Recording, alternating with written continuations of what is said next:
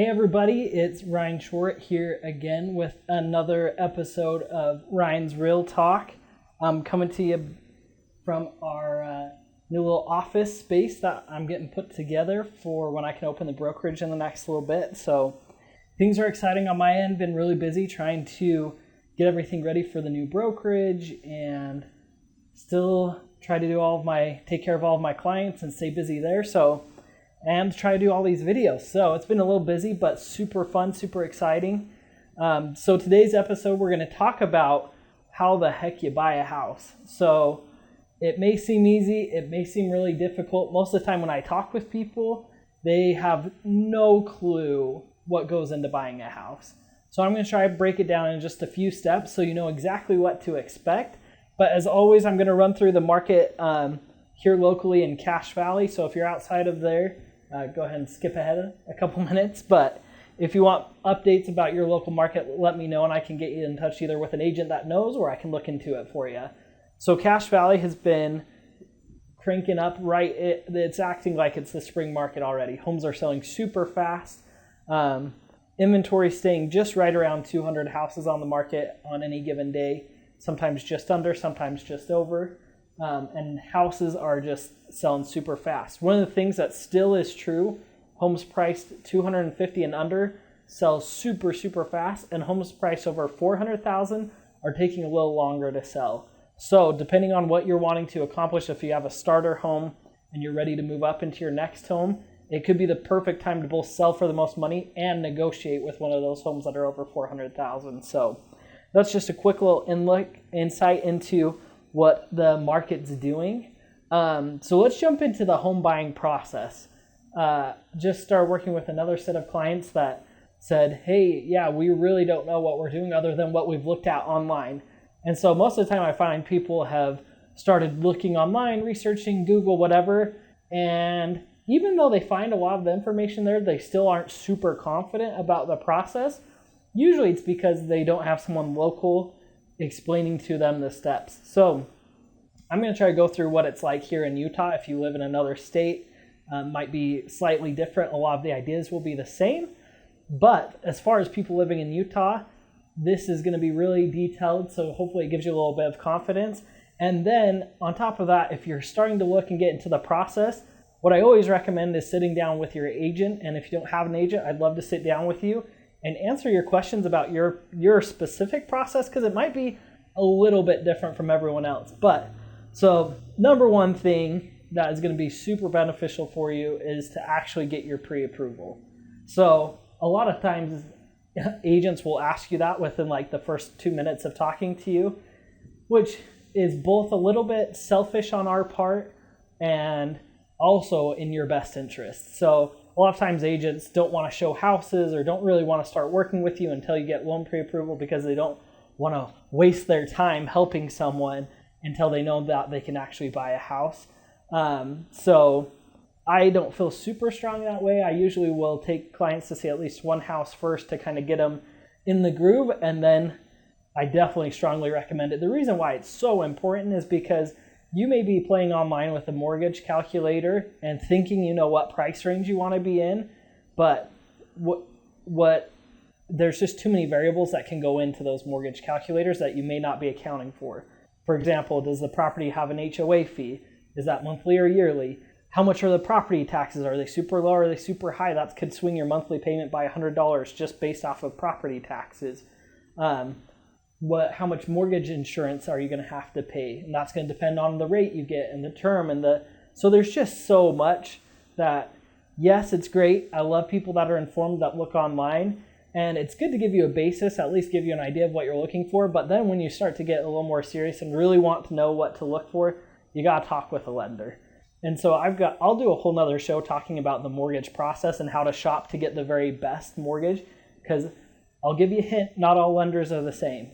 So they charge different fees, they have different rates, they have different programs, and so you can't just necessarily go online and click and pick the one that shows you the lowest rate and think you're getting the best loan, because they might have additional fees and stuff like that. So I can help walk you through that. Your agent can help walk you through that part of the process to help get you in touch with the best loan officer hopefully with the cheapest rate and fees. So that's step one. That's going to allow you to know your budget. So when you're starting to look at houses, maybe you've been looking too low, or maybe you've been looking way too high. I'll give you a hint. Usually people are looking way too high. They usually come to me thinking that they can buy a $400,000 house and they can only get approved for $250,000. And now we've got to change our expectations. And now they have all of these dreams of what a $400,000 house is. And now we've got to try to find something $250,000 that obviously isn't going to have all of that, but hopefully that gets in as much as we can. So it will help get you on the right track right out the gate. So step number one is going to be to get your loan pre-approval. So don't panic. I can help get that in order. I can help get you on the right track. The next thing is going to be, I always recommend people make a list of things that are must-haves, things that are nice to have, and then things that they absolutely don't want. So, for example, you may have this dream of having the most gorgeous kitchen in all of the land. And depending on your situation, that may be a need. Let's say you actually cook. Everyone wants a nice kitchen, but no one cooks. But for the few people that actually cook and need a lot of counter space and cabinet space, that may be a must-have versus someone that just thinks it looks nice and might want it, but isn't super important. Then it's going to fall in that nice-to-have category.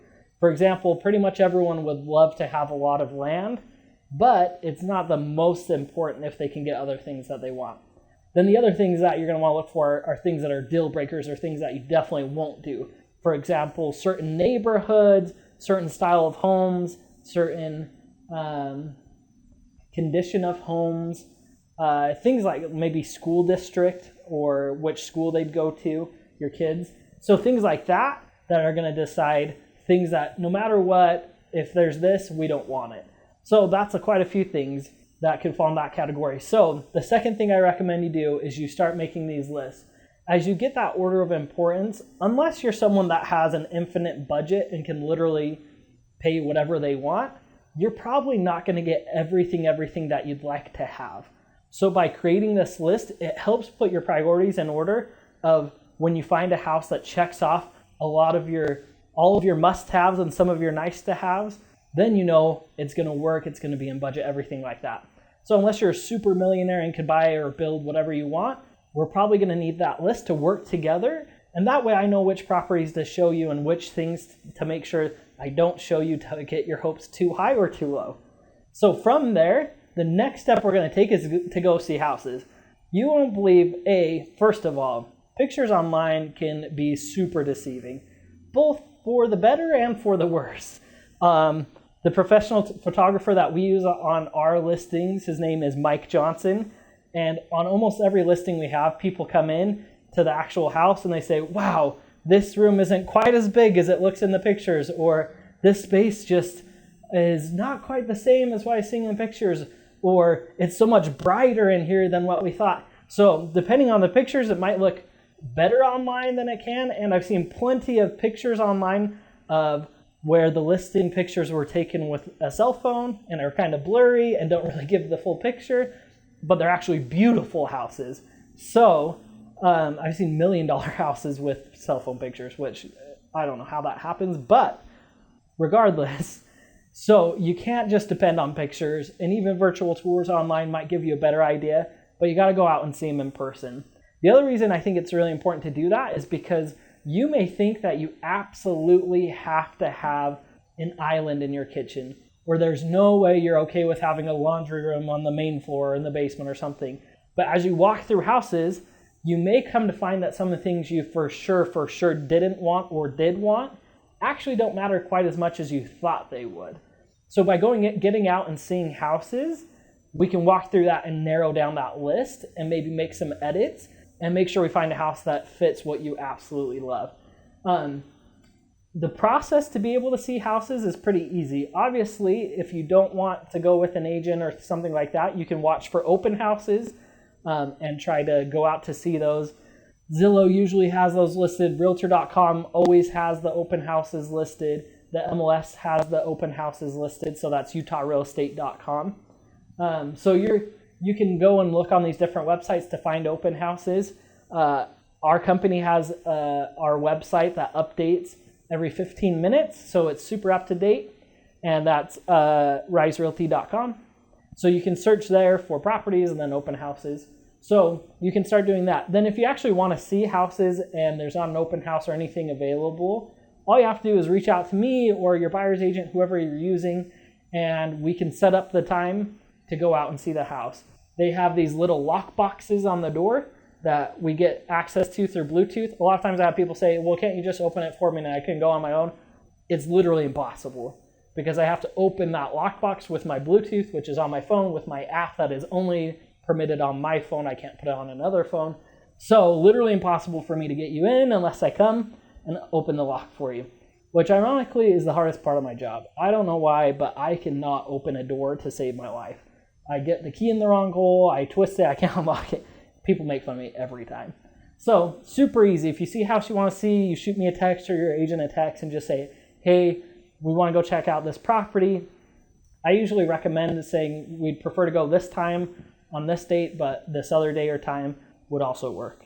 That way they have something to work with to make sure they get you in based off of when the seller will allow it.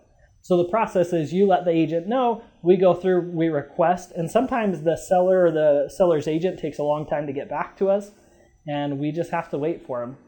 And it can be super annoying, but now the MLS has an integration where we have an app that we request it through, so it usually is a lot faster now because the seller or seller's agent can respond instantly through that app. So then we go see the houses. I usually recommend people take notes as we're going through and pay attention to things that they do and don't like. One of the things I definitely recommend, don't get too tied in to things that can change in a house. For example, if you hate the paint color of one bedroom, a gallon of paint costs like $35. So that's something that we could change. And if you love the rest of the house, don't miss out on a deal because of that. Or things like carpet. If the carpet's really bad, we can pay attention and ask for the seller to repair that along the way. So once we find the right house and you want to make an offer, it's a pretty easy process. What I would do is I go through with you all the different terms. We'll go through what price you want to offer. There's something called earnest money, which essentially is good faith money that sits in an account and gets credited towards your down payment or closing costs at purchase. That money is non-refundable up until after your financing and appraisal deadline. So I'll make sure you're always protected, that you won't lose that money unless you choose to. So, which I don't know why you'd choose to lose money, but that's up to you.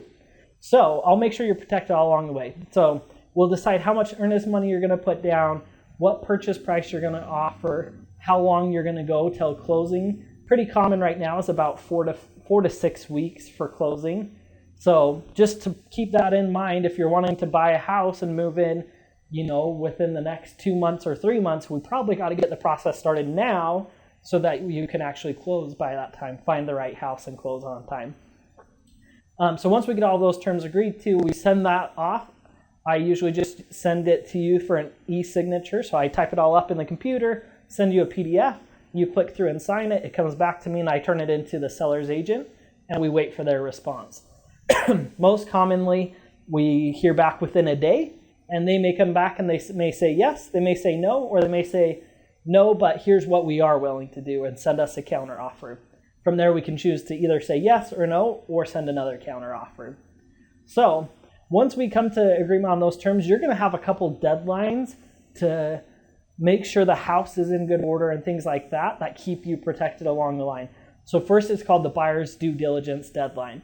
This due diligence timeline gives us a couple weeks to get the home inspected by a professional inspector, to check on the title report, make sure there's no liens or other things that we don't know about with the property, and get all of those resolved before that deadline. So let's say we get the inspection done and it turns out the foundation is crumbling and we needed a whole new foundation because the house could collapse at any moment. Doesn't happen very often, could happen. But let's say that's the case. We can then go to the seller and say, hey, we want you to fix the foundation or we're not buying the house. Or we could say, hey, we want a $20,000 discount because that's how much it's going to cost to fix the foundation. Then from there, they say yes or no. And then let's say they say no, they're not willing to work with us. We can cancel the contract. You'll get your earnest money back. And the only thing you'd be out is the amount you paid for that inspection, which is usually right between $300 to $400. So pretty simple. Usually, we're negotiating on smaller things that have happened, like hey, for example, there's paint flaking on the outside of the house, and for my loan program, we need that to not be flaking, so you got to scrape it and paint it. Or maybe we're asking for carpet to be replaced, or let's say we find out that there's something wrong with a switch in the house, so we ask them to have an electrician come out and repair that. So that all happens during your due diligence deadline. Along that same time, the loan officer is going to be working with you, asking you for documents. It can be kind of tedious depending on the loan program you do, but most often it's simple things like some kind of statement with your actual address on it, your bank statements, and then some type of proof of income, so pay stubs. So pretty simple, not a ton there, and then they turn all that into the underwriter. And the underwriter reviews it all, and they may come back and say, hey, we actually want a couple more items, or they may say, hey, this is great, we're going to keep rolling forward. So that's all happening during the due diligence timeline. Once we're good with the due diligence timeline, we'll order the appraisal. So the appraisal is done by a third-party company. An appraiser comes in, they look at the house, they check it out, make sure it is what the documents say it is, and then they go and they look at similar homes that have sold and that are on the market and determine the value for the house. So for example, let's say it's priced at, we've offered $250, and that's what we've agreed to buy it for. The appraiser's going to go make sure for the bank that the home is worth $250,000. So it happens every now and then where the value comes in less than what we've agreed to pay for the home. This has happened quite a bit just because of the rapid increase in home values. And so you've got to have an agent on your side that can help work that out. So let's say we are agreed to buying at $250, appraisal comes in at $245, what do we do? We've got a couple options. One, you can make up the difference with cash. So let's say you love it, you know you want it, you can pay for the $5,000 cash and then move forward. The second is we ask for the seller to come down that $5,000 and we get, essentially a $5,000 discount. Then the last other option is to ask for a reappraisal. Now, it's very rare that a reappraisal is going to lead to us getting the value that we're trying to get to. Because if one appraiser said it's worth $245, another appraiser probably isn't going to say, no, they're completely wrong, it's $250. So we'll always try that route to try to make sure you're good, but just know it's very rare that an appraiser is going to say, yep, you're right, I was wrong, let's raise it $5,000. So once that's all done, that appraisal gets turned into the lender passes off on it. Now we're to our financing appraisal deadline. This is our last chance to cancel without losing the earnest money. So I'm going to go over with you, make sure that you're good, you feel very comfortable about the house itself, about your loan program, about the appraised value, and that you're ready to close. So if we get the green light on all of that, then we're just waiting to get our closing documents to us, and then we go to sign at the title company. So at the title company, there's about 6 billion title companies, just like there's 6 billion loan officers and 6 billion real estate agents.